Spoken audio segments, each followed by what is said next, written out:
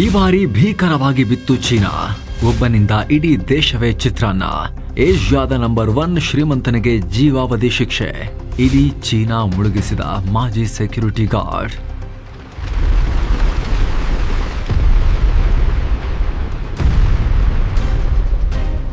ಸ್ನೇಹಿತರೆ, ಮಹಾಪತನ. ಚೀನಾದ ಒಳಗಡೆ ಒಂದು ಮಹಾಪತನ ಆಗಿದೆ.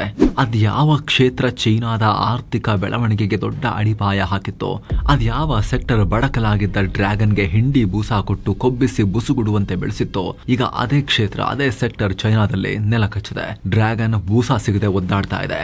ಪರಿಸ್ಥಿತಿ ಯಾವ ಮಟ್ಟಿಗೆ ಹೋಗಿದೆ ಅಂದ್ರೆ ಚೈನಾಗೆ ಒಂದು ಕಾಲದಲ್ಲಿ ಇಡೀ ಏಷ್ಯಾಗೆ ನಂಬರ್ 1 ಶ್ರೀಮಂತನಾಗಿದ್ದ ಉದ್ಯಮಿಯನ್ನ ಈಗ ಜೈಲಿಗೆ ಹಾಕಲಾಗಿದೆ.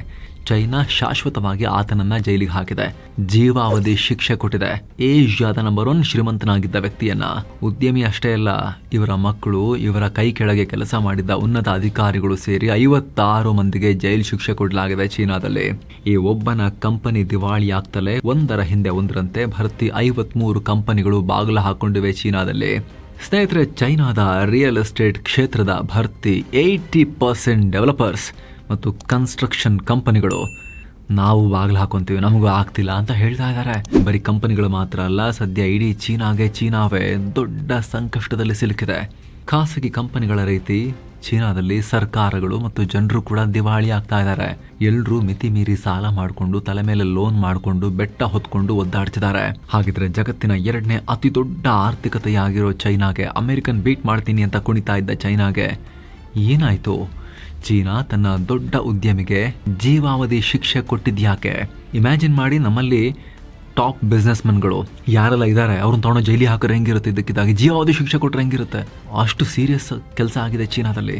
ಚೀನಾದ ರಿಯಲ್ ಎಸ್ಟೇಟ್ ಕ್ಷೇತ್ರದ ರಿಯಲ್ ಕುಸಿತ ಹೇಗಿದೆ ಗೊತ್ತಾ ಸ್ನೇಹಿತರೆ? ಇಡೀ ಜಗತ್ತು ತಿರುಗಿ ನೋಡೋ ರೀತಿ ಆಗ್ತಾ ಇದೆ. ಅದನ್ನು ಕಂಪ್ಲೀಟ್ ಆಗಿ ನಿಮಗೆ ವಿವರಿಸ್ತೀವಿ ಸಿಂಪಲ್ ಲ್ಯಾಂಗ್ವೇಜ್ನಲ್ಲಿ. ಕಡೆ ತನಕ ಮಿಸ್ ಮಾಡಿದೆ ನೋಡಿ. ನೀವು ನೋಡ್ತಾ ಇದ್ದೀರಾ ಮಸ್ತ್ ಮಗ ಚಾನಲ್. ನಾನು ಅಮರ್ ಪ್ರಸಾದ್. ಜಗತ್ತಿನ ಅತಿ ದೊಡ್ಡ ರಿಯಲ್ ಎಸ್ಟೇಟ್ ಸಾಲಗಾರನಿಗೆ ಜೀವಾವಧಿ ಶಿಕ್ಷೆ. ಸ್ನೇಹಿತರೆ, ಕೋರ್ಟ್ ಅಲ್ಲಿ ನೇವಿ ಬ್ಲೂ ಬಣ್ಣದ ಬಟ್ಟೆ ಹಾಕೊಂಡು ನಿಂತಿರೋ ಈ ವ್ಯಕ್ತಿನೇ ಜೀವಾವಧಿ ಶಿಕ್ಷೆಗೆ ಗುರಿಯಾಗಿರೋ ದೊಡ್ಡ ಉದ್ಯಮಿ. ಹೆಸರು ಹುಯಿ ಕಾ ಯಾನ್. ಆಗಸ್ಟ್ 20ನೇ ತಾರೀಕು ಇವರಿಗೆ ಚೀನಾದ ಗುವಾಂಗ್ಡಾಂಗ್ ಪ್ರಾಂತ್ಯದ ಶೆನ್ಜನ್ ಇಂಟರ್ಮೀಡಿಯೇಟ್ ಪೀಪಲ್ಸ್ ಕೋರ್ಟ್ ಜೀವಾವಧಿ ಜೈಲು ಶಿಕ್ಷೆಯನ್ನು ವಿಧಿಸಿದೆ. 67 ವರ್ಷದ ಈ ಉದ್ಯಮಿ ಇನ್ನು ಮುಂದೆ ಜೀವನ ಪರ್ಯಂತ ಜೈಲಲ್ಲಿ ಕೊಳಿಬೇಕಾಗತ್ತೆ. ಜೊತೆಗೆ ಇವರ ಪುತ್ರರಾದ ಝು ಜಿಜಿಯಾಚ್ ಮತ್ತು ಝು ತೆಂಗ್ಶಿಗೂ ಜೈಲು ಶಿಕ್ಷೆಯಾಗಿದೆ. ಇವರ ಕಂಪನಿಯಲ್ಲಿ ಮುಖ್ಯ ಸ್ಥಾನಗಳಲ್ಲಿದ್ದ ಅಧಿಕಾರಿಗಳು ಸೇರಿ 56 ಜನರಿಗೆ 6 ರಿಂದ 18 ವರ್ಷಗಳ ತನಕ ಜೈಲು ಶಿಕ್ಷೆ ವಿಧಿಸಲಾಗಿದೆ. ಕೆಲವರಿಗೆ ಕಮ್ಮಿ, ಕೆಲವರಿಗೆ ಜಾಸ್ತಿ. ಜೊತೆಗೆ ದಂಡ ಕೂಡ ಹಾಕಲಾಗಿದೆ. ಹಾಗಿದ್ರೆ ಯಾರು ಈ ಹುಯಿ ಕಾ ಯಾನ್? ಸ್ನೇಹಿತರೆ, ಇದಕ್ಕೆ ಉತ್ತರ, ಈತ ಚೀನಾದ ಅತಿ ದೊಡ್ಡ ಪ್ರಾಪರ್ಟಿ ಡೆವಲಪರ್ ಆಗಿದ್ದ ಎವರ್ ಗ್ರ್ಯಾಂಡ್ ಅಥವಾ ಎವರ್ ಗ್ರ್ಯಾಂಡೇ ಕಂಪನಿಯ ಸಂಸ್ಥಾಪಕ. ಎವರ್ ಗ್ರ್ಯಾಂಡ್ ಅಂತಾನೂ ಕರಿಬಹುದು. ಇದು ಎವರ್ ಗ್ರ್ಯಾಂಡ್, ಕೆಲವರು ಎವರ್ ಗ್ರ್ಯಾಂಡೆ ಅಂತಾನೂ ಕರೀತಾರೆ. ಫೋರ್ಬ್ಸ್ ಪ್ರಕಾರ ಹುಯಿ 2017ರಲ್ಲಿ ಇಡೀ ಏಷ್ಯಾಗೆ ನಂಬರ್ 1 ಶ್ರೀಮಂತ. ಇಡೀ ಏಷ್ಯಾಗೆ, ನಮ್ಮ ಅಂಬಾನಿ ಅದಾನಿಗಿಂತನೂ ಮೇಲೆ.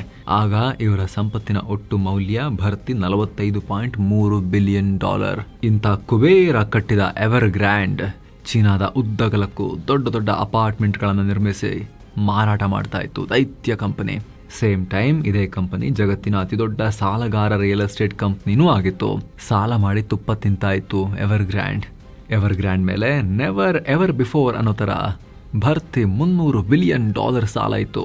ಈಗಿನ ಭಾರತೀಯ ರೂಪಾಯಿ ಲೆಕ್ಕದಲ್ಲಿ 28 ಲಕ್ಷ ಕೋಟಿ ರೂಪಾಯಿ. ಇದು ನಮ್ಮ ಕೇಂದ್ರ ಸರ್ಕಾರದ ಇಡೀ ವರ್ಷದ ಒಟ್ಟು ಬಜೆಟ್ನ ಹಾಫ್ ದುಡ್ಡು. ಇಷ್ಟೊಂದು ಸಾಲ ಚೀನಾದ ಒಂದು ಕಂಪನಿ ಎವರ್ ಗ್ರ್ಯಾಂಡ್ ಮೇಲಿತ್ತು. ಇಷ್ಟೊಂದು ಸಾಲ ಮಾಡಿ ಕಂಪನಿಯನ್ನು ದಿವಾಳಿ ಮಾಡಿದ ಬೆನ್ನಲ್ಲೇ ಚೈನಾ ಕೋರ್ಟ್ ಈ ಕಂಪನಿಯ ಸ್ಥಾಪಕ ಹುಯಿ ಕಾ ಯಾನ್ಗೆ ಜೀವಾವಧಿ ಶಿಕ್ಷೆಯನ್ನು ವಿಧಿಸಿದೆ. ಅಸಲಿಗೆ ಹುಯಿ ಕಾ ಯಾನ್ ಏಪ್ರಿಲ್ ತಿಂಗಳಲ್ಲೇ ತಮ್ಮ ತಪ್ಪನ್ನು ಒಪ್ಪಿಕೊಂಡಿದ್ರು. ತಮ್ಮ ಮೇಲಿನ 8 ಆರೋಪಗಳಲ್ಲಿ ಗಿಲ್ಟಿ ಪ್ಲೀಡ್ ಮಾಡಿದ್ರು. ಬಂಡವಾಳದ ದುರ್ಬಳಕೆ, ಫಂಡ್ ರೈಸಿಂಗ್ನಲ್ಲಿ ಫ್ರಾಡ್, ಸಾರ್ವಜನಿಕರಿಂದ ಕಾನೂನು ಬಾಹಿರವಾಗಿ ಠೇವಣಿ ಸಂಗ್ರಹ, ಕಾನೂನು ಬಾಹಿರವಾಗಿ ಸಾಲ ಕೊಟ್ಟಿದ್ದು, ಸೆಕ್ಯೂರಿಟಿ ನೀಡುವಾಗ ವಂಚನೆ ಮಾಡಿದ್ದು ಮತ್ತು ಲಂಚ ಕೊಟ್ಟಿದ್ದು ಸೇರಿ 8 ತಪ್ಪುಗಳನ್ನು ಮಾಡಿದ್ದೀವಿ ಅಂತ ಒಪ್ಕೊಂಡಿದ್ರು. ಹೀಗಾಗಿ ಈಗ ಹುಯಿಗೆ ಚೀನಾ ಕೋರ್ಟ್ ಜೀವಾವಧಿ ಶಿಕ್ಷೆ ವಿಧಿಸಿದೆ.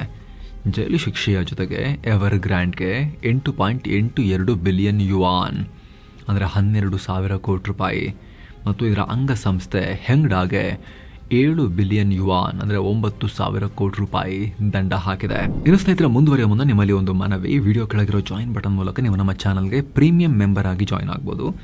ಆವಾಗ ನೀವು ನಾವು ಮೆಂಬರ್ಗಳಿಗೋಸ್ಕರ ಪ್ರತ್ಯೇಕವಾಗಿ ಮಾಡ್ತಿರೋ ಸಪರೇಟ್ ಮೆಂಬರ್ ಓನ್ಲಿ ವೀಡಿಯೋಸನ್ನು ಕೂಡ ನೋಡ್ಬೋದು. 106 ವೀಡಿಯೋಸ್ ಆಲ್ರೆಡಿ ಪಬ್ಲಿಷ್ ಆಗಿದೆ. ನಮ್ಮ ಚಾನಲ್ನ ಮೆಂಬರ್ಶಿಪ್ ಟ್ಯಾಬ್ಗೆ ಹೋದರೆ ನಿಮಗೆ ಕಾಣುತ್ತೆ ನೋಡಿ ಇದೆಲ್ಲ. ಇನ್ನು 106 ವೀಡಿಯೋಸಲ್ಲಿ ಬರ್ತಾನೆ ಹೋಗ್ತವೆ. ಜೊತೆಗೆ ಹಲವಾರು ಸ್ಪೆಷಲ್ ರಿಪೋರ್ಟ್ಗಳ ಅರ್ಲಿ ಆಕ್ಸೆಸ್ ಮೊದಲು ನೀವು ಪಡಿಬೋದು ಮೆಂಬರ್ ಆದವರು. ಜೊತೆಗೆ ಎಲ್ಲಕ್ಕಿಂತ ಮುಖ್ಯವಾಗಿ ನಮ್ಮ ಚಾನಲ್ಗೆ ಸಪೋರ್ಟ್ ಮಾಡಿದ ಹಾಗೂ ಕೂಡ ಆಗುತ್ತೆ. ಆಸಕ್ತರು ಜಾಯಿನ್ ಬಟನ್ ಚೆಕ್ ಮಾಡಿ ಸ್ನೇಹಿತರೆ. ಬನ್ನಿ ಕಂಟಿನ್ಯೂ ಮಾಡೋಣ. ಓಕೆ, ಚೈನಾ ಏನೋ ಈ ಫೇಲ್ಡ್ ಉದ್ಯಮಿಯನ್ನು ಜೈಲಿಗೆ ಕಳಿಸಿ ನೋಡಿ ನಾವು ಎಷ್ಟು ಸ್ಟ್ರಿಕ್ಟ್ ಅಂತ, ತಪ್ಪು ಮಾಡಿದವ್ರನ್ನ ಬಿಡಲ್ಲ ರೀ, ನಂಬರ್ 1 ಶ್ರೀಮಂತ ಆದರೂ ಕೂಡ ಅಂತ ಬಡ್ಕೊಳ್ತಾ ಇದೆ ಇದೆಯನ್ನು. ಆದರೆ ಈತನ ಕಂಪನಿ ಮಾಡಿದ್ದ ಸಾಲ ತೀರಿಸೋರು ಯಾರು? $300 ಬಿಲಿಯನ್ ದುಡ್ಡು ಯಾರು ಕೊಡ್ತಾರೆ? ಈ ಕಂಪನಿ ನಮಗೆ ಮನೆ ಕಟ್ಕೊಡುತ್ತೆ ಅಂತ ಹೇಳಿ ಜೀವನದ ಎಲ್ಲ ಸೇವಿಂಗ್ಸನ್ನು ತೊಗೊಂಡು ಹೋಗಿ ದುಡ್ಡು ಪೇಮೆಂಟ್ ಮಾಡಿದ್ರೆ, ಡೆಪಾಸಿಟ್ ಮಾಡಿದ್ರಲ್ಲ ಜನ, ಅವ್ರ ಕತೆ ಏನು? ಈ ಪ್ರಶ್ನೆಗಳಿಗೆ ಉತ್ತರ ಕೆದಕ್ತಾ ಹೋದರೆ ಡ್ರ್ಯಾಗನ್ ದೇಶ ಈ ಎವರ್ ಗ್ರ್ಯಾಂಡ್ನಿಂದಾಗಿ ಹೆಂಗೆ ಗ್ರ್ಯಾಂಡ್ ಗಾಬರಿ ಆಗಿದೆ ಅಂಥೇಳಿ ನಿಮ್ಗೆ ಅರ್ಥ ಆಗುತ್ತೆ. ಚೈನಾದ ಈ ರಿಯಲ್ ಎಸ್ಟೇಟ್ ಕ್ಷೇತ್ರದ ಕರ್ಮಕಾಂಡ ಅರ್ಥ ಆಗಬೇಕು ಅಂದರೆ ಸ್ವಲ್ಪ ನಾವು ಹಿಂದಕ್ಕೆ ಹೋಗಬೇಕು. ಅದರ ಹಿಸ್ಟ್ರಿ ಚೂರು ಅರ್ಥ ಮಾಡ್ಕೋಬೇಕು. ಚಿಕ್ಕದಾಗಿ 28 ವರ್ಷದಲ್ಲಿ ಆಕಾಶಕ್ಕೆ ಏರಿ ಪಾತಾಳಕ್ಕೆ ಬಿದ್ದ ಚೀನಾ. ಸ್ನೇಹಿತರೆ, ಚೀನಾದ ರಿಯಲ್ ಎಸ್ಟೇಟ್ ಕ್ಷೇತ್ರದ ಮೌಲ್ಯ ಭರ್ತಿ $52 ಟ್ರಿಲಿಯನ್. ಇದು ಅಮೆರಿಕಾಗಿಂತನೂ ದೊಡ್ಡದು. ಚೈನಾದಲ್ಲಿ ರಿಯಲ್ ಎಸ್ಟೇಟ್ ಉದ್ಯಮದ ಈ ಓಟ ಶುರುವಾಗಿದ್ದು 1998ರಿಂದ. ಅಲ್ಲಿ ತನಕ ಚೀನಾದಲ್ಲಿ ಖಾಸಗಿ ರಿಯಲ್ ಎಸ್ಟೇಟ್ ಬಿಸ್ನೆಸ್ಸೇ ಇರಲಿಲ್ಲ. ಅಲ್ಲಿ ತನಕ ಚೀನಾದಲ್ಲಿ ವೆಲ್ಫೇರ್ ಹೌಸಿಂಗ್ ಡಿಸ್ಟ್ರಿಬ್ಯೂಷನ್ ಸಿಸ್ಟಮ್ ಇತ್ತು. ಆಗ ಚೀನಾ ಸರ್ಕಾರದ ಸರ್ಕಾರಿ ಸಂಸ್ಥೆಗಳು ಒಂದು ಮಟ್ಟಿಗೆ ಲೇಔಟ್ಗಳನ್ನು ಡೆವಲಪ್ ಮಾಡಿ ಮನೆಗಳನ್ನು ಕಟ್ತಾಯಿದ್ರು. ಅದನ್ನು ದುಡಿಯುವ ಜನರಿಗೆ ಉಚಿತವಾಗಿ ಅಥವಾ ಕಮ್ಮಿ ದರದಲ್ಲಿ ಹಂಚ್ತಾಯಿದ್ರು. ಆದರೆ ಆರ್ಥಿಕವಾಗಿ ಚೈನಾ ಓಪನ್ ಅಪ್ ಆದ ನಂತರ 1998ರಲ್ಲಿ ತನ್ನ ರಿಯಲ್ ಎಸ್ಟೇಟ್ ಉದ್ಯಮದಲ್ಲಿ ಖಾಸಗಿಯವರಿಗೂ ಅವಕಾಶ ಕೊಡ್ತು. ಜನ ಮನೆಗಳನ್ನು ಖರೀದಿ ಮಾಡ್ಬೋದು, ಮಾಲೀಕತ್ವ ಹೊಂದ್ಬೋದು, ಮನೆಗಳನ್ನು ನಿರ್ಮಿಸಿ ಮಾರಾಟ ಮಾಡಬಹುದು ಅಂತ ಘೋಷಿಸಿತು. ಈ ಆರ್ಥಿಕ ಉದಾರೀಕರಣ ಓವರಾಲ್ ಚೈನಾದಾದ್ಯಂತ ದೊಡ್ಡ ಪ್ರಮಾಣದಲ್ಲಿ ಎಕಾನಮಿಕ್ ಬೂಸ್ಟನ್ನು ನೀಡಿತು. ರಿಯಲ್ ಎಸ್ಟೇಟ್ ಕ್ಷೇತ್ರದಲ್ಲೂ ಕೂಡ ಇದು ಹಸಿದ ಹುಲಿಗಳನ್ನು ಬೋನಿಂದ ಹೊರಗೆ ಬಿಡ್ತು. ನಿಮಗೆ ಬೇಕಾದ ಪ್ರಾಣಿಗಳನ್ನು ತಿನ್ನಿ ಅಂತ ಹೇಳಿದಂಗಾಯಿತು. ಅಲ್ಲಿ ತನಕ ಸ್ವಂತ ಮನೆಯ ಕಲ್ಪನೆಯೇ ಇಲ್ಲದ ಚೀನಿಯರು ಸ್ವಂತ ಮನೆಗಳನ್ನು ಖರೀದಿಸೋಕೆ ಮುಗಿಬಿದ್ರು. ದುಡ್ಡು ಬರೋಕ್ಕೆ ಶುರುವಾಯಿತು. ಆರ್ಥಿಕತೆ ಓಪನ್ ಆಗಿತ್ತಲ್ವಾ, ಚೈನಾಗೆ ದೊಡ್ಡ ಪ್ರಮಾಣದಲ್ಲಿ ಇನ್ವೆಸ್ಟ್ಮೆಂಟ್ ಎಲ್ಲ ಬಂತಲ್ವಾ, ಜನರ ಜೀವನ ಮಟ್ಟ ಸುಧಾರಿಸ್ತಲ್ವಾ, ಸಂಪತ್ತು ಕ್ರಿಯೇಟ್ ಆಯ್ತಲ್ವಾ, ಮನೆ ಬೈ ಮಾಡೋಣ ಅಂತ. ಆಮೇಲೆ ಸಾಲ ಮಾಡಿ ಆದರೂ ಮನೆ ಖರೀದಿ ಮಾಡೋಣ, ಡೌನ್ ಪೇಮೆಂಟ್ ಕಟ್ಟಿದ್ರೆ ಆಯ್ತು, EMI ಮಾಡ್ಕೊಂಡ್ರೆ ಆಯಿತು, ಕಟ್ಕೊಡ್ತಾರೆ ಅಂಥೇಳಿ. ಇದರಿಂದ ಖಾಸಗಿ ರಿಯಲ್ ಎಸ್ಟೇಟ್ ಡೆವಲಪರ್ಗಳಿಗೆ ಸಿಕ್ಕಾಪಟ್ಟೆ ಡಿಮಾಂಡ್ ಬಂತು. ಇದನ್ನು ಗಮನಿಸ್ತಾ ಇದ್ದ ಚೀನಾದ ಸ್ಥಳೀಯ ಸರ್ಕಾರಗಳು ಕೂಡ ಅಖಾಡಕ್ಕೆ ಧುಮುಕಿದ್ವು. ಚೈನಾದಲ್ಲಿ ಕಮ್ಯುನಿಸ್ಟ್ ಪಾರ್ಟಿ ಅಡಿಯಲ್ಲೇ ಸ್ಥಳೀಯ ಸರ್ಕಾರಗಳು ಕೆಲಸ ಮಾಡ್ತವೆ.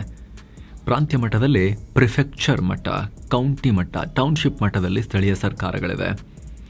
ತಮ್ಮ ತಮ್ಮ ವ್ಯಾಪ್ತಿಯಲ್ಲಿರೋ ಭೂಮಿಯನ್ನು ಗುರುತಿಸಿದ್ರು, ಖಾಸಗಿ ಡೆವಲಪರ್ಗಳಿಗೆ ಮಾರೋಕೆ ಶುರು ಮಾಡಿದ್ರು.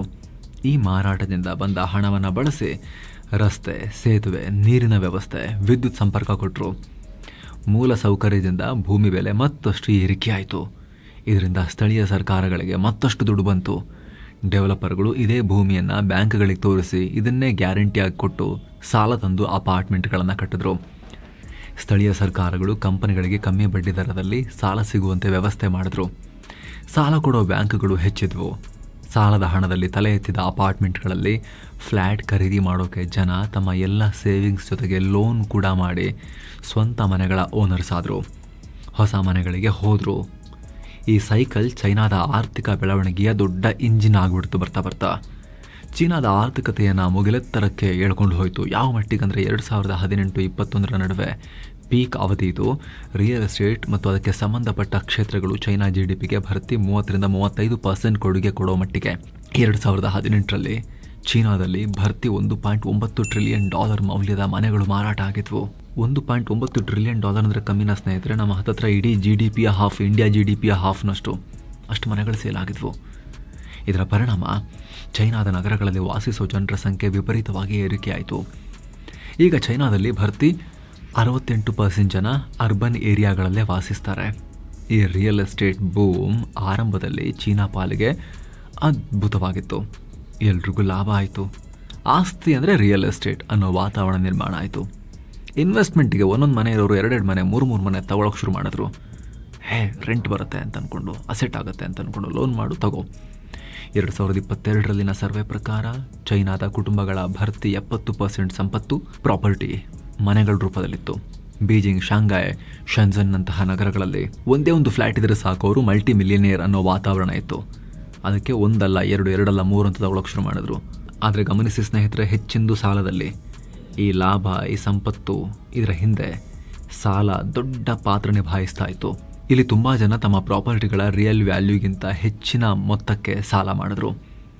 ಸ್ಥಳೀಯ ಸರ್ಕಾರಗಳು, ಡೆವಲಪರ್ಗಳು, ಮನೆ ಮಾಲೀಕರು ಎಲ್ಲರೂ ಸಾಲ ಮಾಡಿದ್ರು. ಯಾವಾಗ ಕೊರೋನಾ ಬಂದು ಹೊಡಿತಲ್ಲ, ಈ ಎಲ್ಲರ ಸಾಲದ ಅಸಲಿಯತ್ತು ಹೊರಬಿತ್ತು. ಕೋವಿಡ್ ಟೈಮ್ನಲ್ಲಿ ಮನೆಗಳ ಬೆಲೆ ಮತ್ತು ಬೇಡಿಕೆ ಕುಸಿಯುತ್ತಲೇ ಅಲ್ಲಿ ತನಕ ಕಾದಿದ್ದ ಟೈಮ್ ಬಾಂಬ್ ಒಮ್ಮೆಲೆ ಸ್ಫೋಟಿಸ್ತು. ಅಷ್ಟೊತ್ತಿಗಾಗಲೇ ಬೇಡಿಕೆಗಿಂತ ಹೆಚ್ಚು ಮನೆಗಳನ್ನು ಕಟ್ಟಿದ್ರು. ಕೊಳ್ಳೋರು ಕಮ್ಮಿಯಾಗಿದ್ರು. ಚೀನಾ ಸರ್ಕಾರ ರಿಯಲ್ ಎಸ್ಟೇಟ್ ಉದ್ಯಮಿಗಳ ಸಾಲದ ಮೇಲೆ ಅಂಕುಶ ಹಾಕೋಕೆ ಶುರು ಮಾಡಿತ್ತು. ಅದೇ ವೇಳೆ ಕೊರೋನಾ ಬಂದಿದ್ದು ಗಾಯದ ಮೇಲೆ ಬರೆ ಹಾಕದಂಗಾಯಿತು. ಈ ಸ್ಫೋಟದ ಶಬ್ದಕ್ಕೆ ಚೀನಾದ ಅತಿ ದೊಡ್ಡ ಡೆವಲಪರ್ ಎವರ್ ಗ್ರ್ಯಾಂಡ್ ಗಾಬರಿ ಆಯಿತು. ಜಗತ್ತಲ್ಲೇ ಅತಿ ಹೆಚ್ಚು ಸಾಲ ಮಾಡಿದ ಈ ಎವರ್ ಗ್ರ್ಯಾಂಡ್ ಕಂಪನಿ ಕಟ್ಟಿದ ಹುಯಿ ಕಾಯಾನ್ ಅತ್ಯಂತ ಬಡ ಕುಟುಂಬದಲ್ಲಿ ಹುಟ್ಟಿದ ವ್ಯಕ್ತಿ. ಪಾಪ ಹಂಬಲ್ ಬ್ಯಾಕ್ಗ್ರೌಂಡಿಂದ ಬಂದು ಎತ್ತರಕ್ಕೆ ಬೆಳೆದ್ರು ಇವರು. ಅದನ್ನು ಕೂಡ ಚೂರು ನೋಡೋಣ. 1956ರಲ್ಲಿ ಚೀನಾದ ಹನಾನ್ ಪ್ರಾಂತ್ಯದ ಹಳ್ಳಿಯೊಂದರಲ್ಲಿ ಜನಿಸಿದ ಹುಯಿ ಬಾಲ್ಯದಲ್ಲೇ ತಾಯಿಯನ್ನು ಕಳ್ಕೊಂಡಿದ್ರು. ಅಜ್ಜಿಯ ಆಸರೆಯಲ್ಲಿ ಬೆಳೆದ ಸಣ್ಣ ಪುಟ್ಟ ಕೆಲಸಗಳನ್ನು ಮಾಡಿಕೊಂಡಿದ್ದ ವ್ಯಕ್ತಿಯಾಗಿದ್ದರು. ಆರಂಭದಲ್ಲಿ ಸೆಕ್ಯೂರಿಟಿ ಗಾರ್ಡ್ ಆಗಿದ್ದರು, ಡ್ರೈವರ್ ಆದರು, ನಂತರ ಫ್ಯಾಕ್ಟ್ರಿಯೊಂದರಲ್ಲಿ ಸ್ಟೀಲ್ ಟೆಕ್ನಿಷಿಯನ್ ಆದರು. ಚೀನಾದ ಕಮ್ಯುನಿಸ್ಟ್ ಪಾರ್ಟಿಯಲ್ಲಿ ಗುರುತಿಸ್ಕೊಂಡ್ರು. ಹೆಚ್ಚಿನ ಜನ ಗುರುತಿಸ್ಕೊಳ್ತಾರಲ್ಲಿ ಇವರು ಕೂಡ ಗುರುತಿಸ್ಕೊಂಡ್ರು. ಒಂದೇ ಪಾರ್ಟಿ ಇರೋದಲ್ಲ. ಸ್ಥಳೀಯ ಅಧಿಕಾರಿಗಳ ಒಡನಾಟ ಬೆಳೆಸಿದ್ರು. 1996ರಲ್ಲಿ ಎವರ್ ಗ್ರ್ಯಾಂಡ್ ಹೆಸರನ್ನ ಕಂಪನಿ ಸ್ಥಾಪಿಸಿದ್ರು. ಸ್ಥಳೀಯ ಸರ್ಕಾರಗಳಲ್ಲಿ ಹುಯಿಗೆ ಒಳ್ಳೆ ಲಿಂಕ್ ಇದ್ದಿದ್ದರಿಂದ ಇವರ ಉದ್ಯಮ ವೇಗವಾಗಿ ಬೆಳೆಯೋಕೆ ಶುರುವಾಯಿತು. ಜಸ್ಟ್ 1996ನಲ್ಲಿ ಹುಟ್ಟಿದ ಈ ಕಂಪನಿ ಭಾರಿ ವೇಗದಲ್ಲಿ ಸಾಲ ಮಾಡಿ ದೊಡ್ಡ ದೊಡ್ಡ ಸಂಖ್ಯೆಯಲ್ಲಿ ಮನೆಗಳನ್ನು ಕಟ್ಟಿ ಬೇರೆಯವರಿಗಿಂತ ಕಮ್ಮಿ ರೇಟ್ನಲ್ಲಿ ಮಾರುವ ಸ್ಟ್ರಾಟಜಿ ಪಾಲಿಸ್ತಾ ಇತ್ತು. ಸಾಲ ಮಾಡಿ ಆದರೂ ಸರಿ, ಲಾಭದ ಮಾರ್ಜಿನ್ ಕಮ್ಮಿ ಇದ್ರೂ ಸರಿ, ಬೇಗ ಮನೆಗಳನ್ನು ಮಾರೋದ್ರಿಂದ, ಟರ್ನ್ ಓವರ್ ಕ್ವಿಕ್ ಆಗೋದ್ರಿಂದ ಕಂಪನಿ ಬೆಳೀತಾ ಹೋಗುತ್ತೆ. ಎಕ್ಸ್ಪ್ಯಾನ್ಷನ್ ಆ ಮೈಂಡಲ್ಲಿ ನುಗ್ಗಿದ್ರು. ಇದು ಸ್ವಲ್ಪ ಟೈಮ್ ಅಲ್ಲ, 1-2 ವರ್ಷ ಅಲ್ಲ, ದಶಕಗಳ ಕಾಲ ಚೆನ್ನಾಗಿ ವರ್ಕೌಟ್ ಆಯಿತು. 2020 ತನಕನೂ ಚೆನ್ನಾಗೇ ನಡೀತು. ಭರ್ತಿ 20-25 ವರ್ಷ. ಎವರ್ ಗ್ರ್ಯಾಂಡ್ ಪ್ರತಿ ವರ್ಷ $105 ಬಿಲಿಯನ್ ಮೌಲ್ಯದ ಮನೆಗಳನ್ನು ಮಾರ್ತಾ ಇತ್ತು. 2017ರಲ್ಲಿ ಸ್ವತಃ ಹುಯಿ ಏಷ್ಯಾದ ನಂಬರ್ 1 ಶ್ರೀಮಂತರಾಗಿದ್ದರು. ಚೈನಾದ 280ಕ್ಕೂ ಅಧಿಕ ನಗರಗಳಲ್ಲಿ 1300ಕ್ಕೂ ಅಧಿಕ ಪ್ರಾಜೆಕ್ಟ್ಸ್ ಮಾಡ್ತಾ ಇದ್ರು. ಇವರ ಕಂಪನಿಯಲ್ಲಿ ಭರ್ತಿ 2 ಲಕ್ಷ ಜನ ಖಾಯಂ ಉದ್ಯೋಗಿಗಳಿದ್ರು. ಇವರ ಪ್ರಾಜೆಕ್ಟ್ಸಿಂದ ಚೈನಾದಲ್ಲಿ 38 ಲಕ್ಷ ಜನರಿಗೆ ಜಾಬ್ ಸಿಗ್ತಾ ಇತ್ತು. ಆದರೆ ಹುಯಿ ರಿಯಲ್ ಎಸ್ಟೇಟ್ನಲ್ಲಿ ಬಂದ ಹಣವನ್ನು football team, electric car, cinema ನಿರ್ಮಾಣ, TV theme park, life insurance ಸೇರಿ ಸಿಕ್ಕ ಕಡೆ ಸುರಿದುಬಿಟ್ರು. ಆದರೆ ಯಾವಾಗ ಕೊರೋನಾ ಬಂತು, ಮನೆಗಳ ಬೇಡಿಕೆ ಬಿದ್ದು ಹುಯಿಯ ಬಂಡವಾಳ ಬಯಲಾಯಿತು. ಜನ ಹುಯಿ ಲೆಬ್ಸೋಕೆ ಶುರು ಮಾಡಿದ್ರು. ಸಾಲ ಭರ್ತಿ $300 ಬಿಲಿಯನ್ ಏರಿತ್ತು. ಎವರ್ ಗ್ರ್ಯಾಂಡ್ ಜಗತ್ತಿನ ಅತಿ ದೊಡ್ಡ ಸಾಲಗಾರ ರಿಯಲ್ ಎಸ್ಟೇಟ್ ಕಂಪನಿಯನ್ನು ಕುಖ್ಯಾತಿಯನ್ನು ಗಳಿಸ್ತು. ಹಣಕಾಸು ಕಂಪನಿಗಳ ಸಾಲ ಇದಕ್ಕಿಂತ ಜಾಸ್ತಿ ಇರುತ್ತೆ, ಅದು ಬೇರೆ. ಇದು ರಿಯಲ್ ಎಸ್ಟೇಟ್ ಬಗ್ಗೆ ಹೇಳ್ತಿರೋದು. ಬಡ್ಡಿ ಕಟ್ಟೋಕ್ಕೂ ಹಣ ಇರಲಿ ಅವ್ರ ಹತ್ರ. ಇಷ್ಟೊಂದು ಸಾಲವನ್ನು ಜಗತ್ತಿನ ಬೇರೆ ಯಾವ ಪ್ರಾಪರ್ಟಿ ಡೆವಲಪರ್ ಮಾಡಿಲ್ಲ. 2021ರಲ್ಲಿ ಎವರ್ ಗ್ರ್ಯಾಂಡ್ ದಿವಾಳಿ ಕೂಡ ಆಯಿತು. 2023ರಲ್ಲಿ ಚೈನಾ ಇದರ ಮಾಲೀಕ ಹುಯಿಯನ್ನು ಅರೆಸ್ಟ್ ಮಾಡಿತು. ಅಲ್ಲಿಂದ ಇಲ್ಲಿ ತನಕ ಹುಯಿ ಹೊರಗಡೆ ಬಂದಿರಲಿಲ್ಲ. ಇದೀಗ ಚೀನಾ ಕೋರ್ಟ್ ಇವರಿಗೆ ಜೀವಾವಧಿ ಶಿಕ್ಷೆಯನ್ನು ಕೂಡ ಕೊಟ್ಟಿದೆ. ಇವರ ಎಲ್ಲ ಖಾಸಗಿ ಆಸ್ತಿಯನ್ನು ಜಪ್ತಿ ಮಾಡಿ ಅಂತಲೂ ತೀರ್ಪು ಕೊಟ್ಟಿದೆ. ಏಷ್ಯಾದ ನಂಬರ್ 1 ಶ್ರೀಮಂತ ಜೀವಾವಧಿ ಶಿಕ್ಷೆಯಾಗ ದಿವಾಳಿಯಾಗಿ 15 ಲಕ್ಷ ಮನೆಗಳು ಅಪೂರ್ಣ. ಸಾಲ ತೀರಿಸೋದು ಹೇಗೆ? ಎವರ್ ಗ್ರ್ಯಾಂಡ್ ದಿವಾಳಿಯಾದಾಗ ಭರ್ತಿ 15 ಲಕ್ಷ ಮನೆಗಳು ಅರ್ಧರ್ಧ ನಿರ್ಮಾಣ ಆಗಿದ್ವು ಸ್ನೇಹಿತರೆ. ಭೂತದ ನಗರಗಳ ತರ ನಿಂತ್ಕೊಂಡಿದ್ವು. ಈ ಮನೆಗಳಿಗೆ ಹಣ ಕೊಟ್ಟಿದ್ದ ಜನ ಬೀದಿಗೆ ಬಂದು ಕಣ್ಣೀರು ಹಾಕಿದ್ರು. ಎವರ್ ಗ್ರ್ಯಾಂಡ್ನ ಈ ಅಪೂರ್ಣ ಘೋಸ್ಟ್ ಅಪಾರ್ಟ್ಮೆಂಟ್ಗಳನ್ನ ಈಗ ನೆಲಸಮ ಮಾಡಲಾಗ್ತಿದೆ ಗೊತ್ತಾ. ಈಗಲೂ ಎವರ್ ಗ್ರ್ಯಾಂಡ್ ಸ್ಥಾಪಕ ಹುಯಿ ಮೇಲೆ ಚೀನಿಯರು ಕುದಿತಾ ಇದ್ದಾರೆ. ಹೊರಗೆ ಬಂದ್ರೆ ಜನರೇ ಬಿಡಲ್ಲ, ಆ ರೀತಿ ಇದೆ ವಾತಾವರಣ. ಎವರ್ ಗ್ರ್ಯಾಂಡ್ ನಿಂದ ಮನೆ ಖರೀದಿ ಮಾಡಿದ ಮಾಲೀಕರ ಸೋಷಿಯಲ್ ಮೀಡಿಯಾ ಗ್ರೂಪ್ ಕೋರ್ಟ್ ಆದೇಶದ ವಿರುದ್ಧ ಕಿಡಿಕಾರಿದೆ. ಸಾಮಾನ್ಯ ಪ್ರಜೆಗಳು ಇಲ್ಲಿ ಒದ್ದಾಡ್ತಿದ್ದಾರೆ. ಹುಯಿಗೆ ಜೈಲ್ ಶಿಕ್ಷೆ ಕೊಡ್ತಿರೋದು ಆತನನ್ನ ಕಾಪಾಡೋದಕ್ಕೆ. ನಮ್ಮ ಹಣ ಏನು ಬಿಡಿ, ಅವ್ರನ್ನ ಆಚೆ ನಾವು ನೋಡ್ಕೋತೀವಿ ಅನ್ನೋ ತರದಲ್ಲಿ ಕೇಳ್ತಿದ್ದಾರೆ. ಹಾಗಿದ್ರೆ ಎವರ್ ಗ್ರ್ಯಾಂಡ್ ನ ಹಣ ಎಲ್ಲಿ ಹೋಯ್ತು ಅಂದ್ರೆ ಉತ್ತರ ವಿಚಿತ್ರ. 2025ರಲ್ಲಿ ಹಾಂಗ್ಕಾಂಗ್ ಷೇರುಪೇಟೆಯಿಂದ ಎವರ್ ಗ್ರ್ಯಾಂಡ್ ಅನ್ನ ಡಿಲಿಸ್ಟ್ ಮಾಡಲಾಗಿತ್ತು ಸ್ನೇಹಿತರೆ. ಅಂದ್ರೆ ಇದರ ಷೇರುಗಳ ಖರೀದಿ ಮತ್ತು ಮಾರಾಟವನ್ನು ಬಂದ್ ಮಾಡಿದ್ರು. ಇದಕ್ಕೂ ಮುನ್ನ ಇದರ ಷೇರುಗಳ ಮೌಲ್ಯ 99% ಬಿದ್ದು ಹೋಗಿತ್ತು. 99% ಬಿದ್ದು ಹೋದ್ಮೇಲೆ ಏನು ಉಳಿದಿರುತ್ತೆ ಹೇಳಿ. ಇದೀಗ ಕೋರ್ಟ್ಗಳು ಎವರ್ ಗ್ರ್ಯಾಂಡ್ನ ಎಲ್ಲ ಭೌತಿಕ ಆಸ್ತಿ ಪಾಸ್ತಿಯನ್ನ, ಫಿಸಿಕಲ್ ಅಸೆಟ್ಸ್ ಅನ್ನ ಮಾರಾಟ ಮಾಡಿ ಸಾಲ ತೀರಿಸಿ ಅನ್ನೋ ಆರ್ಡರ್ ಮಾಡಿದೆ. ಆದರೆ ಈ ಲಿಕ್ವಿಡೇಷನ್ ಪ್ರಕ್ರಿಯೆ ಅಂದರೆ ಕಂಪನಿಯ ಆಸ್ತಿ ಮಾರಿ ಸಾಲ ತೀರಿಸೋ ಪ್ರಕ್ರಿಯೆ ತುಂಬ ನಿಧಾನವಾಗಿ ನಡೀತಾ ಇದೆ. 2025 ಆಗಸ್ಟ್ ತನಕ ಕೇವಲ $225 ಮಿಲಿಯನ್ ಮೌಲ್ಯದ ಆಸ್ತಿ ಮಾರಾಟ ಆಗಿದೆ. ಉಳಿದಿದ್ದಾಗಿಲ್ಲ. ಹೀಗಾಗಿ ಹುಯಿ ಮತ್ತು ಕುಟುಂಬ ಬೇರೆ ಬೇರೆ ಕಡೆ ಇಟ್ಟಿರೋ ಹಣವನ್ನು ಅಥವಾ ವೇತನವಾಗಿ ಪಡೆದಿರೋ ಲಾಭಾಂಶವಾಗಿ ಪಡೆದಿರೋ ಹಣವನ್ನು ಕೂಡ ಪ್ರೈವೇಟ್ ಮನಿಯನ್ನು ಅವರದ್ದು ಅಂತ ಅನ್ಕೊಂಡಿರೋದನ್ನು ಕೂಡ ವಸೂಲಿ ಮಾಡೋ ಪ್ರಕ್ರಿಯೆ ನಡೀತಾ ಇದೆ. ಹುಯಿ ಪತನದ ಬಳಿಕ ಬಿತ್ತು ಚೀನಾದ ರಿಯಲ್ ಎಸ್ಟೇಟ್. ಈಗ ಚೀನಾ ಏನೇ ಮಾಡಿದ್ರು ಆಗೋ ಡ್ಯಾಮೇಜ್ ಆಗಿ ಹೋಗಿದೆ. ಎವರ್ ಗ್ರ್ಯಾಂಡ್ ಪತನದ ಬಳಿಕ ಚೀನಾದ ರಿಯಲ್ ಎಸ್ಟೇಟ್ ಉದ್ಯಮ ಬೀಳ್ತಾನೆ ಇದೆ. ಇದೇ ರೀತಿಯ ಸಮಸ್ಯೆಯಿಂದ ಇಂತಹದ್ದೇ ಇನ್ನೂ 53 ಕಂಪನಿಗಳು ಕೇವಲ 2 ವರ್ಷಗಳ ಅವಧಿಯಲ್ಲಿ ಬಿದ್ದು ಹೋಗಿವೆ. 53 ಕಂಪನಿಗಳು ಎವರ್ ಗ್ರ್ಯಾಂಡ್ ಬಿಟ್ಟು. 2025ರಲ್ಲಿ ಸಾಂಸ್ಥಿಕ ರಿಯಲ್ ಎಸ್ಟೇಟ್ ಮಾರಾಟ ದೊಡ್ಡ ದೊಡ್ಡ ಕಂಪನಿಗಳು ಬಳಸೋ ಪ್ರಾಪರ್ಟಿ $18 ಬಿಲಿಯನ್ ನಷ್ಟು ಕುಸಿದು $938 ಬಿಲಿಯನ್ ತಲುಪಿದೆ. 2025ರಲ್ಲಿ ಚೈನಾದಲ್ಲಿ ಪ್ರಾಪರ್ಟಿ ಇನ್ವೆಸ್ಟ್ಮೆಂಟ್ 17.2% ಕುಸಿದಿದೆ. ಫ್ಲೋರ್ ಏರಿಯಾ ಲೆಕ್ಕದಲ್ಲಿ ಮನೆಗಳ ಮಾರಾಟ 8.7% ಕುಸಿದಿದೆ. ಚೈನಾದ 70 ನಗರಗಳಲ್ಲಿ ಹೊಸ ಮನೆಗಳ ಬೆಲೆ 3.2% ಡೌನ್ ಆಗಿದೆ. ಈ ಬೆಲೆ ನಿರಂತರ 32 ವಾರಗಳಿಂದ ಮೇಲಕ್ಕೆ ಹೋಗ್ತಿಲ್ಲ, ಡೌನೇ ಇದೆ. ಹೊಸ ಕಟ್ಟಡಗಳ ಆರಂಭ 22% ಬಿದ್ದಿದ್ರೆ ಹೊಸ ಕಟ್ಟಡಗಳ ಪೂರ್ಣಗೊಳ್ಳೋ ಪ್ರಮಾಣ ಪ್ರಾಜೆಕ್ಟ್ ಕಂಪ್ಲೀಷನ್ 23% ಡೌನ್ ಆಗಿದೆ. ಇದರಿಂದ ಚೈನಾದ 80% ಡೆವಲಪರ್ಸ್ ಮತ್ತು ಕನ್ಸ್ಟ್ರಕ್ಷನ್ ಕಂಪನಿಗಳು ಬಾಗಿಲು ಹಾಕೋಕೆ ಯೋಚನೆ ಮಾಡ್ತಾ ಇದ್ದಾರೆ. ಸರ್ವೈವ್ ಆಗ್ಲಿಕ್ಕೆ ಕಷ್ಟ ಆಗ್ತಿದೆ. ಚೀನಾದಲ್ಲೀಗ ರಿಯಲ್ ಎಸ್ಟೇಟ್ ಉದ್ಯಮ ಲಾಭದಾಯಕವಾಗಿ ಉಳಿದೇ ಇಲ್ಲ. 1998 ಬಳಿಕ ಚೀನಾದ ಆರ್ಥಿಕ ಬೆಳವಣಿಗೆಯ ದೊಡ್ಡ ಎಂಜಿನ್ ಆಗಿದೆ ರಿಯಲ್ ಎಸ್ಟೇಟ್. ಅದಕ್ಕಷ್ಟು ಸಾಮರ್ಥ್ಯ ಇಲ್ಲ ಅಂದ್ರೂ ಕೂಡ ಸಾಲದ ಮೇಲೆ ಅದನ್ನು ಎಂಜಿನ್ ಮಾಡ್ಕೊಂಡ್ಬಿಟ್ಟಿದ್ರು ಚೀನಿಯರು. ಈಗ ಅದು ಬೀಳ್ತಾ ಇದೆ. ಇದರಿಂದ ಒಟ್ಟಾರೆ ಚೈನಾದ ಆರ್ಥಿಕ ಪ್ರಗತಿ ಮೇಲೆ ಕೆಟ್ಟ ಪರಿಣಾಮ ಉಂಟಾಗಿದೆ. ಇದರ ಪರಿಣಾಮ ಅಷ್ಟು ದೊಡ್ಡ ಸೆಕ್ಟರ್ ಮೇಲೆ ಡಿಪೆಂಡ್ ಆಗಿದ್ದ ಕಾರ್ಮಿಕರು, ಎಂಪ್ಲಾಯೀಸ್, ಉದ್ಯೋಗ ಕೊಟ್ಟ ಕ್ಷೇತ್ರ ಅಲ್ವಾ ಕೋಟಿ ಜನಕ್ಕೆ, ಎಲ್ಲರೂ ಕಂಗಾಲಾಗಿದ್ದಾರೆ. 2018ರಲ್ಲಿ 6.6% ಇದ್ದ ಚೈನಾದ GDP ಗ್ರೋತ್ ರೇಟ್ ಈಗ 5%ಗಿಂತ ಕೆಳಗೆ ಹೋಗಿದೆ. ರಿಯಲ್ ಎಸ್ಟೇಟ್ ಕ್ರೈಸಿಸ್ನಿಂದ ಚೀನಾದ GDP ಬೆಳವಣಿಗೆಯಲ್ಲಿ 2% ಡೌನ್ ಆಗಿದೆ. ನೋಡಿ, ಚೈನಾ ದೊಡ್ಡ ಎಕಾನಮಿ, ಈಗ $20 ಟ್ರಿಲಿಯನ್ ಎಕಾನಮಿ. ಇದರಲ್ಲಿ 2% ಕುಸಿತ ಅಂದರೆ ಭರ್ತಿ $400 ಬಿಲಿಯನ್, 38 ಲಕ್ಷ ಕೋಟಿ ರೂಪಾಯಿ. ಹೀಗಾಗಿ ಚೈನಾದ ಕಮ್ಯುನಿಸ್ಟ್ ಸರ್ಕಾರ ರಿಯಲ್ ಎಸ್ಟೇಟ್ ಬಿಸ್ನೆಸ್ ಅನ್ನು ಕಾಪಾಡೋಕೆ ಟ್ರೈ ಮಾಡ್ತಿದೆ. ಶಿ ಜಿನ್ಪಿಂಗ್ ಸರ್ಕಾರ ಚೀನಾದ ಸ್ಥಳೀಯ ಸರ್ಕಾರಗಳಿಗೆ ಸೇಲ್ ಆಗದೆ ಉಳಿದ ಮನೆಗಳನ್ನು ಖರೀದಿ ಮಾಡಿ ಜನರಿಗೆ ಕಮ್ಮಿ ರೇಟ್ನಲ್ಲಿ ಬಾಡಿಗೆ ಕೊಡಿ ಅಂತ ಹೇಳಿದೆ. ಇದೇ ವೇಳೆ ಭಾರತದಲ್ಲಿ ರಿಯಲ್ ಎಸ್ಟೇಟ್ ಕ್ಷೇತ್ರ ಬೆಳೀತಾ ಇದೆ. ಇದೇ ಆಗಸ್ಟ್ ತಿಂಗಳು ಬಿಡುಗಡೆಯಾದ Morgan Stanley Capital International real estate market size report ಪ್ರಕಾರ 2025ನಲ್ಲಿ ಚೈನಾದ institutional real estate market $18 billion ಕುಸಿದಿದ್ರೆ, ಭಾರತದ ಇನ್ಸ್ಟಿಟ್ಯೂಷನಲ್ ರಿಯಲ್ ಎಸ್ಟೇಟ್ ಮಾರ್ಕೆಟ್ ದೊಡ್ಡ ಕಂಪನಿಗಳು ಬಳಸೋ ಪ್ರಾಪರ್ಟಿ $13 ಬಿಲಿಯನ್ ನಷ್ಟು ಎದ್ದು $104 ಬಿಲಿಯನ್ ತಲುಪಿದೆ. ಆದರೂ ಭಾರತದ ರಿಯಲ್ ಎಸ್ಟೇಟ್ ಕ್ಷೇತ್ರ ಚೀನಾದ ಮುಂದೆ ಚಿಕ್ಕದು.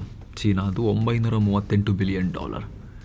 ಚೀನಾದಲ್ಲಿ ರಿಯಲ್ ಎಸ್ಟೇಟ್ ಬೀಳ್ತಿರೋದ್ರಿಂದ ವಿದೇಶಿ ಹೂಡಿಕೆದಾರರು ಭಾರತದ ಕಡೆಗೆ ಬರ್ತಾ ಇದ್ದಾರೆ ಅನ್ನೋ ರಿಪೋರ್ಟ್ಸ್ ಕೂಡ ನಾವು ನೋಡ್ತಾ ಇದ್ದೀವಿ. ಪಾಠ ಕಲ್ತ್ಕೊಂಡ್ಬಿಟ್ಟಿದ್ದಾರೆ ನಮ್ಮವರು ಕೂಡ. ಬೇಕಾಬಿಟ್ಟು ಪ್ರಾಜೆಕ್ಟ್ಸ್ನ ತಗೊಂಡು ಕಟ್ತಾ ಇಲ್ಲ. ಪ್ರಾಜೆಕ್ಟ್ ಕಂಪ್ಲೀಷನ್, ಬುಕ್ಕಿಂಗ್ ಎಲ್ಲ ಹೇಗಿದೆ ನೋಡಿಕೊಂಡು ನಮ್ಮಲ್ಲಿ ಸದ್ಯಕ್ಕೆ ಪ್ಲಾನ್ ಮಾಡ್ತಿದ್ದಾರೆ. ಇದೇ ಒಂದು ವ್ಯವಧಾನವನ್ನು, ಇದೇ ಒಂದು ಸಮಾಧಾನವನ್ನು ಉಳಿಸ್ಕೋಬೇಕು ಅಷ್ಟೇ. ನಾವು ಅಗ್ರೆಸಿವ್ ಆಗಿ ನುಗ್ಗಬೇಕು ಸರಿ, ಹಂಗಂತೇಳಿ ಖಾಲಿ ಚಪ್ಪಲಿ ಹಾಕೊಳ್ಳದೆ ಕಾಡಲು ಓಡೋಕ್ಕಾಗತ್ತಾ? ಥಿಂಕ್ ಮಾಡಬೇಕು ಸ್ವಲ್ಪ. ಇದಾಗಿತ್ತು ಸ್ನೇಹಿತರೆ ಚೈನಾದ ರಿಯಲ್ ಎಸ್ಟೇಟ್ ಕ್ಷೇತ್ರದಲ್ಲಿ ನಡೀತಾ ಇರೋ ಮಹಾಪತನವನ್ನು ನಿಮಗೆ ವಿವರಿಸೋ ಪ್ರಯತ್ನ. ಈ ಸ್ಟೋರಿ ಕೇಳಿದ್ಮೇಲೆ ನಿಮಗೆ ಏನನ್ಸುತ್ತೆ ಮಿಸ್ ಇಲ್ಲದೆ ಕಾಮೆಂಟ್ ಮಾಡಿ ತಿಳಿಸಿ. ಹಾಗೆ ಸ್ನೇಹಿತರೆ, ಕಡೆದಾಗಿ ನಿಮ್ಮಲ್ಲಿ ಒಂದು ಮನವಿ, ವಿಡಿಯೋ ಕೆಳಗಿರೋ ಜಾಯಿನ್ ಬಟನ್ ಮೂಲಕ ಆಸಕ್ತ ವೀಕ್ಷಕರು ನಮ್ಮ ಚಾನಲ್ಗೆ ಮೆಂಬರ್ಸ್ ಆಗಿ ಜಾಯ್ನ್ ಆಗ್ಬೋದು. ಎಲ್ಲ ಮೆಂಬರ್ ಓನ್ಲಿ ವೀಡಿಯೋಸನ್ನು ಕೂಡ ನೋಡೋಕೆ ಶುರು ಮಾಡ್ಬೋದು. ಹಲವಾರು ವಿಡಿಯೋಗಳ ಅರ್ಲಿ ಆಕ್ಸೆಸ್ ಪಡಿಬೋದು. ನಮ್ಮ ಚಾನಲ್ಗೆ ನೀವು ಸಪೋರ್ಟ್ ಮಾಡಿದ ಹಾಗೂ ಕೂಡ ಆಗುತ್ತೆ. ಇದರಿಂದ ಸ್ನೇಹಿತರೆ, ಆಸಕ್ತರು ಜಾಯಿನ್ ಬಟನ್ ಚೆಕ್ ಮಾಡಿ ಮತ್ತೆ ಭೇಟಿ ಆಗ್ತಿರೋಣ. ನಮಸ್ಕಾರ.